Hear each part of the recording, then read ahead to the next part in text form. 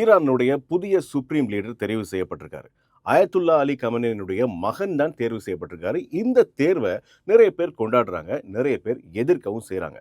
என்ன காரணம் அப்படின்னா, மன்னராட்சி முறை ஒழிக்கப்படணும். அதாவது அப்பாவுக்கு பிறகு மகன் வாரது இல்லாம செய்யணுன்றதுக்காக தான் இந்த சுப்ரீம் லீடர் அப்படின்ற ஒரு விஷயத்தையே கொண்டிருக்காங்க. அதாவது இந்த ரப்பா முறை.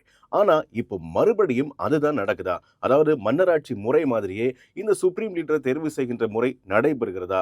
அப்ப மன்னராட்சிக்குள்ள தான் ஈரான் போக விரும்புதா? அப்படின்ற கேள்வி கேட்கிறவங்க இந்த தலைவர் தேர்வுக்கு எதிராக தங்களுடைய கருத்துக்களை முன் வச்சிட்டு இருக்காங்க. சரி, இந்த சுப்ரீம் லீடர் கலாச்சாரம் எப்ப இருந்து ஆரம்பமாச்சு? 1979ஆம் ஆண்டு ஈரானுடைய ரெவல்யூஷன், ஈரானிய புரட்சி நடக்குது.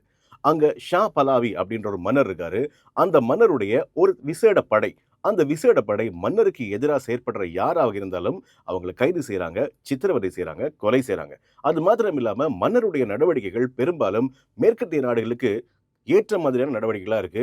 பிரிட்டனுடைய கலாச்சாரம், அமெரிக்காவினுடைய கலாச்சாரம் எங்களுடைய நாட்டில் பின்பற்றப்படுறத நாங்க வெறுக்கிறோம் அப்படின்னு சொல்லி ஏராளமான மத தலைவர்கள் அந்த மன்னருக்கு எதிராக குரல் கொடுக்க ஆரம்பிக்கிறாங்க. உண்மை சொல்லப்போனா இவர் 1963ஆம் ஆண்டு ஏராளமான சீர்திருத்தங்கள் கொண்டு வராரு.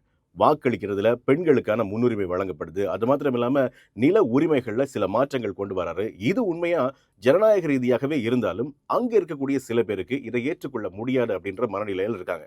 அதனால ஷியா மத தலைவர்கள் குறிப்பா இந்த மன்னருக்கு எதிராக புரட்சியை ஆரம்பிக்கிறாங்க. அவங்களுக்குள்ள ஒருத்தர் தான் ஆயத்துல்லா ருஹெல்லோ கமோனி.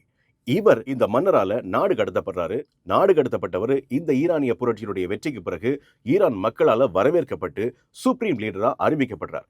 இவர்தான் சுப்ரீம் லீடரா மக்கள் தேர்வு செய்த ஒரு தலைவர். இதற்கு பிறகு இந்த சுப்ரீம் லீடர் தேர்வு செய்யறதுக்காக ஒரு சிஸ்டம் கொண்டு வரப்படுது.